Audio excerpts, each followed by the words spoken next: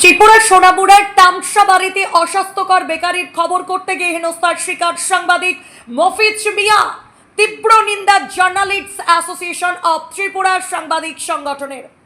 ত্রিপুরার সিপাহীজলা জেলার সোনামুড়া মহকুমার তামসাবাড়ি এলাকায় এক চরম চাঞ্চল্যকর ঘটনা ঘটেছে।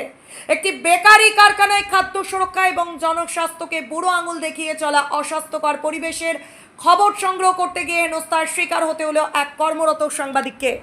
সাংবাদিকের নাম মফিজ মিয়া। তিনি জার্নালিস্টস অ্যাসোসিয়েশন অব ত্রিপুরার একজন সক্রিয় সদস্য। সাংবাদিকদের অভিযোগ মূলে জানা গেছে, সোনামুড়া তামসাবাড়ি এলাকার রামঠাকুর বেকারি নামক একটি কারখানায় দীর্ঘদিন ধরে অত্যন্ত নোংরা এবং অস্বাস্থ্যকর পরিবেশে খাদ্য সামগ্রী তৈরি করা হচ্ছিল। জনস্বাস্থ্যের জন্য মারাত্মক ক্ষতিকর এই বেআইনি কর্মকাণ্ডের বাস্তব চিত্র ক্যামেরাবন্দি করতে সেখানে যান সাংবাদিক মফিজ মিয়া। কিন্তু সত্য আড়াল করতে বেকারি মালিক পক্ষ এবং সোনামুড়ার কয়েকজন নামধারী সাংবাদিক তার উপর চড়াও হয়। খবর সংগ্রহে বাধা দেওয়ার পাশাপাশি তাকে চরমভাবে হেনস্থা এবং মানসিক নির্যাতন করা হয় বলে অভিযোগ। এই ঘটনার পর সাংবাদিক মফিজ মিয়া সোনামুড়া থানায় গিয়ে একটি লিখিত অভিযোগ দায়ের করেছেন। তিনি বেকারি মালিক পক্ষ এবং হেনস্থায় জড়িত বিকাশ দাস বয়স 50, নুপুর দাস বয়স 51 এবং বিপুল দেবনাথ বয়স 45 নামের 3 ব্যক্তির বিরুদ্ধে সুনির্দিষ্ট মামলা করেছেন। সোনামুড়া থানার ওসি তাপস দাস সাংবাদিককে জানিয়েছেন, সাংবাদিকের উপর এই হেনস্থার ঘটনাটি অত্যন্ত গুরুত্ব সহকারে দেখা হচ্ছে। পুরো ঘটনার তদন্ত শুরু হচ্ছে এবং অভিযোগের সত্যতা প্রমাণিত হলে দোষীদের বিরুদ্ধে কঠোর আইনানুগ ব্যবস্থা নেওয়া হবে। এদিকে কর্তব্যরত সাংবাদিকের উপর একটি বর্বরোচিত হামলার ঘটনার তীব্র নিন্দা এবং ক্ষোভ প্রকাশ করেছে ভারতবর্ষের বৃহত্তম সাংবাদিক সংগঠন national union of journalists India. এ রাজ্যের শাখা জার্নালিস্টস অ্যাসোসিয়েশন অব ত্রিপুরা। সংগঠনের পক্ষ থেকে স্পষ্ট জানানো হচ্ছে, সংবাদ মাধ্যমের কণ্ঠরোধ করার এই অপচেষ্টা কোনোভাবেই বরদাস্ত করা হবে না। তারা অবিলম্বে সমস্ত অভিযুক্তদের গ্রেফতার এবং দৃষ্টান্তমূলক শাস্তির দাবি জানিয়েছেন। ত্রিপুরা থেকে বিক্রম কর্মকারের report, crime press Bengal news. নমস্কার, আসসালামু আলাইকুম। তো আজ দুপুরবেলা আমি সোনামুড়া একটি রাম ঠাকুর যে বেকারি ফ্যাক্টরি ওখানে যাই। তো আমি একজন ত্রিপুরা জার্নালিস্ট অফ অ্যাসোসিয়েশন ত্রিপুরার সদস্য। তো যাওয়ার পরে ওখানে আমরা দুজন সংবাদ প্রতিনিধি যাই। যাওয়ার পরে ওখানে আমরা দেখি যে বিভিন্ন দিন বিভিন্ন সময়ে যে সোনামুড়া যে দোকান ক্ষুদ্র ব্যবসায়ী তারা অভিযোগ করেন যে রাম ঠাকুর বেকারিতে অবৈধভাবে যে বিস্কিট, কেক, যাবতীয় সরঞ্জাম বানানো হয় একদম ময়লা আবর্জনার মাধ্যমে। তো তারা স্থানীয় কিছু সাংবাদিককে এই বিষয়টা জানায়। তো তারা কোনো পদক্ষেপ নিচ্ছে না। তো তাদের আশ্বাস না পেয়ে আমাকে জানায়।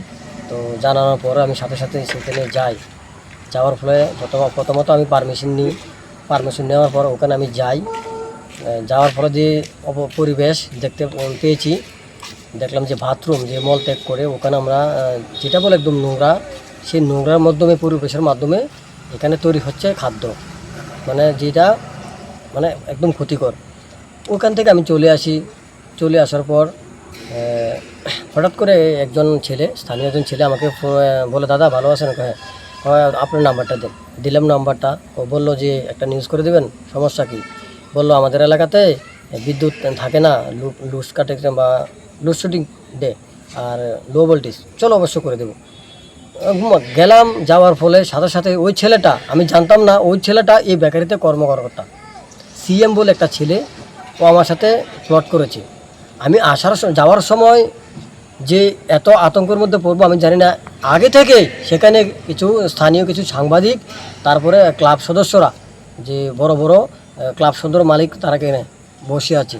হঠাৎ করে আমাকে দাঁড়া করার পর সঙ্গে সঙ্গে এখানে 20-30 জন স্থানীয় যুবক, তারপরে ক্লাব থেকে হঠাৎ করে কে বা কারা জানি না চলে আসলো। ওরা বললো যে সাংবাদিক। হ্যাঁ, সাংবাদিক, ভালো কথা। তো বললো সমস্যা কি? আমাকে এইভাবে এসেছি, এইভাবে। তুমি যে একজন প্রভাবশালী, নাম কি? তাদের নামে 3 জনের নামে মামলা করেছি, যেটা আমাকে মিথ্যা অপবাদ দিয়েছে। তার নাম হচ্ছে নুপুর দাস, তারপর আরেকটা নাম হচ্ছে বিকাশ দাস, এটা হচ্ছে রাম ঠাকুর ফ্যাক্টরির মালিক। আমাকে অপবাদ দিয়েছে আমি নাকি তাকে ফোন করেছি বা কিছু দেবার নাম বলেছি, সম্পূর্ণ মিথ্যা। তারা প্রমাণ দেখ যে আমি এটা করেছি, তাদেরকে আমি ফোন করেছি বা তাদেরকে কিছু চেয়েছি, এটা প্রমাণ দেখ। তারা যদি প্রমাণ না দিতে পারে তাহলে আমার কিছু বলার নেই, কিন্তু আমার কাছে প্রমাণ আছে যথেষ্ট, তাদের সাথে আমি কোনোভাবেই যোগাযোগ করিনি।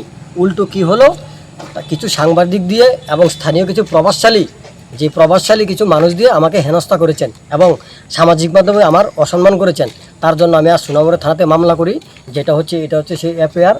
আমি তাদের 3 জনের নামে মামলা করি, যেখানে আমার হেনস্থা করা হয়েছে এবং আমার যে মানসিক সেটা আমাকে দুর্বল করার চেষ্টা করেছে এবং আমাকে বিভিন্ন সংবাদ মাধ্যমে সংগ্রহ করতে আমাকে বাধা দিয়েছে। তো এটা আমরা সাংবাদিকরা কোনো সময় বরখাস্ত করবো না, যেটা একদম নিন্দনীয় ঘটনা। যেখানে যে রাম ঠাকুর যে কথাটা উল্লেখ হয়েছে, সেই ফ্যাক্টরির যে অবস্থা, কিন্তু সেখানে যেহেতু আমাদের সাংবাদিকরা ভাইরা ছিলেন, তো তাদের প্রয়োজন ছিল মনে করি সাথে সাথে আমাকে নিয়ে বা প্রশাসনকে নিয়ে সেই ফ্যাক্টরিতে যাওয়ার জন্য, চিত্রটা যে সত্য চিত্রটা কী এখানে এটা তুলে ধরার জন্য। হয়তো আমার নামে যে অভিযোগটা উঠে আসে তারা কোনো প্রমাণ দিতে পারেনি, তাই আমি আজ তাদের বিরুদ্ধে সোনামুড়া থানাতে মামলা করি, যাতে করে আগামী দিনে কোনো সাংবাদিক বা কোনো প্রতিনিধি এভাবে হেনস্থা না হয় এবং বিভিন্ন অসামাজিক কাজে লিপ্ত করাকে কালিমাপ্ত করতে পারে, তার জন্য আমি নিন্দা জানাই এবং আমি আইনের দ্বারস্থ হই। Step into a place full of new ideas and opportunities at Techno India University Tripura, where you learn, grow, and build your future. A place that truly helps your dreams become a reality.